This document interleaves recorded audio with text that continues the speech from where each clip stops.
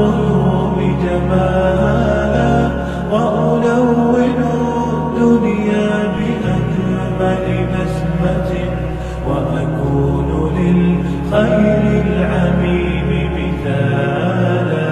أسمو وأجتاز السماء جلالا، فأزيد أسراب الغيوب جمالا، وألون الدنيا بأجمل بسمة، وأكون للخير العميم مثالا.